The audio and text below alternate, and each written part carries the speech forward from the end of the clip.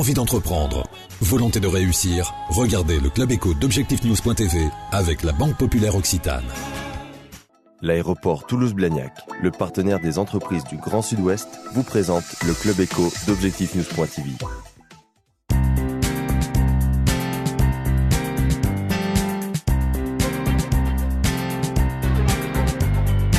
Bonsoir et bienvenue dans le Club Éco d'Objectifnews.tv. Nous recevons aujourd'hui Martine Martinel. Bonsoir. Bonsoir et merci de m'avoir invitée. Vous êtes députée de la 4e circonscription de la Haute-Garonne. Vous venez d'être réinvestie par le Parti Socialiste après un vote des militants pour les législatives de 2012. Vous êtes satisfaite de cette investiture? Oui, on est toujours satisfaite parce qu'on a été réinvesti, parce que c'est une reconnaissance des militants, une marque de confiance et un encouragement à continuer. Vous êtes sur une circonscription qui vient d'être redécoupée. En effet, puisque 2 cantons sur 3 de la circonscription changent.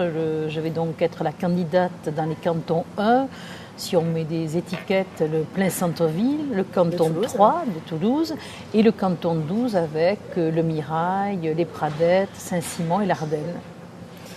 Vous venez par ailleurs de remettre un rapport sur l'audiovisuel public, un rapport assez alarmant. Vous dénoncez un certain nombre de choses, on va revenir dans le détail, mais notamment la nomination par le président de la République des présidents de chaînes publiques. Oui.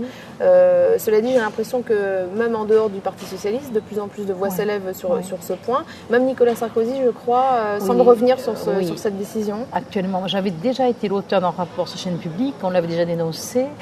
Alors je pense peut-être la proximité des élections qui fait que Nicolas Sarkozy commence en effet à revenir cette nomination qui, au-delà de sa partialité politique, ensuite, je crois, nuit vraiment au président de chaîne parce que tout ce que fait Rémi Finlen, il s'agit de lui, est entaché de suspicion. Alors quelquefois c'est une suspicion qui est quand même justifiée quand il prend comme animateur des gens, je vais citer Cyril Viguier, c'est pas sa personne qui est en cause, mais qui sont des amis du président et qui ensuite doivent être, on va dire, congédiés tellement ils ne sont pas des professionnels.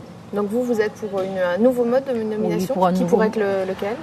On pourrait revenir, je crois, déjà sur le mode de nomination ancien qui était en passant devant le CSA, mais je crois qu'il y aurait des affinements à proposer. Je pense que François Hollande de France Programme, parce qu'on sait bien aussi que les nominations au CSA sont souvent très liées au pouvoir en place. Donc quel que soit le pouvoir, je crois qu'il faudrait ouvrir ces conseils pour qu'il y ait quand même une pluralité et aussi une confiance davantage des Français dans leur télévision publique. Alors dans ce rapport, vous dénoncez également un mode de financement qui est menacé, l'incertitude aussi qui pèse sur la suppression de la publicité après 20h. Et puis je crois que vous êtes aussi très favorable à quelque chose qui n'existe pas aujourd'hui, c'est-à-dire une chaîne vraiment dédiée à la jeunesse, aux enfants. Oui, alors déjà le financement est menacé. Et en même temps, la publicité après 20h est supprimée, mais en fait elle a amené à rajouter de la publicité toute la journée, des tunnels publicitaires, y compris dans des émissions pour les enfants, des placements de produits.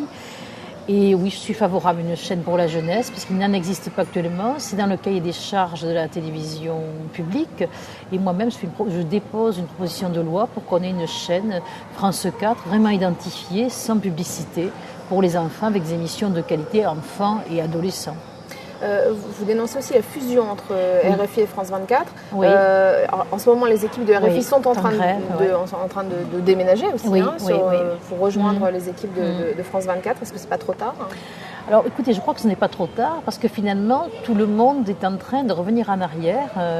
Visiblement même Monsieur Juppé, qui était annoncé comme le sauveur et la tutelle de choix, est en train de dire que finalement la fusion n'est pas il ne se prononce plus sur la fusion alors qu'il y a 15 jours il se prononçait. Alors RFI France 24, c'est, il me semble, un peu le mariage à Carpe du Lapin. Il y a eu des épisodes aux craintes de Pouzillac. Et puis là, M. de Pouzillac va à marche forcée alors que moi j'appartiens toujours à une mission parlementaire qui depuis l'an dernier était chargée de mettre au clair les affaires. Il était dit par le législateur que le déménagement, la fusion, ne se ferait pas sans l'avis de la mission.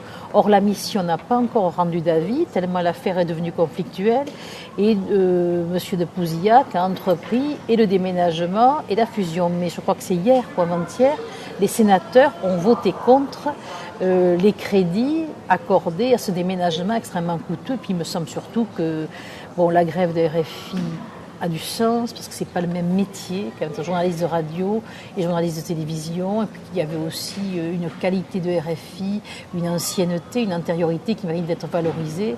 Et là, il y a une situation de conflit assez inextricable. Mais j'ai lu la presse ce matin et hier encore. Il semble que M. Hanoteau, qui est un fonctionnaire respectable qui vient du ministère de la Culture, est aussi très en retrait puisqu'il est maintenant délégué général alors que M. de Pouzillac en est le président directeur, dit qu'au fond, lui, il n'est qu'un fonctionnaire, que c'est le projet de M. Sarkozy. Donc je crois que là aussi, on risque d'avoir quand même des sujets d'actualité et peut-être quand même un retour en arrière ou en tout cas un ralentissement de la fusion. Bon, déjà, s'il n'y a plus les crédits alloués au déménagement...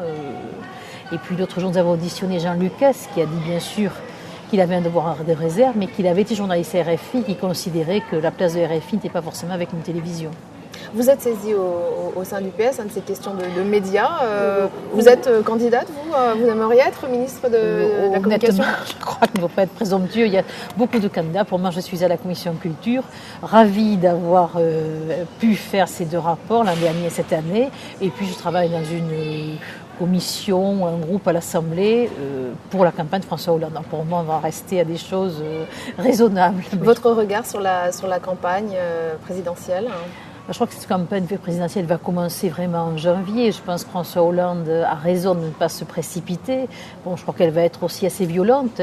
Vous aviez soutenu Martine Aubry? Au départ, je soutenais Martine Aubry dans les primaires, mais je suis tout à fait satisfaite du résultat. C'est la démocratie. Moi, j'étais assez fascinée, comme tout le monde, je crois, par l'immense majorité de gens qui sont venus voter aux primaires, qui ont regardé, je crois que c'est là que les chaînes ont fait le plus d'audience d'ailleurs, qui ont regardé ces débats, qui étaient peut-être un peu austères. Bon, le débat public a tranché. Bon, moi, je soutiens la candidature de Hollande sans aucun problème.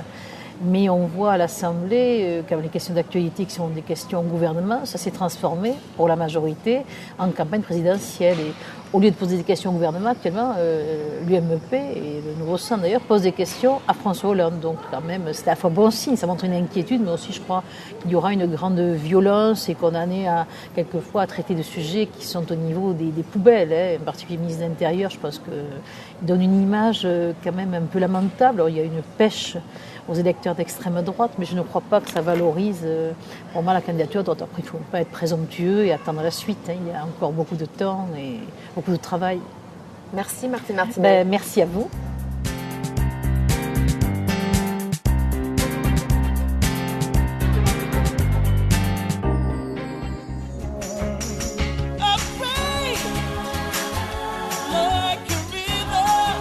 Envie d'entreprendre? Volonté de réussir? C'était le Club Éco d'Objectif-News.tv avec la Banque Populaire Occitane. L'aéroport Toulouse-Blagnac, le partenaire des entreprises du Grand Sud-Ouest, vous présente le Club Éco d'Objectif-News.tv.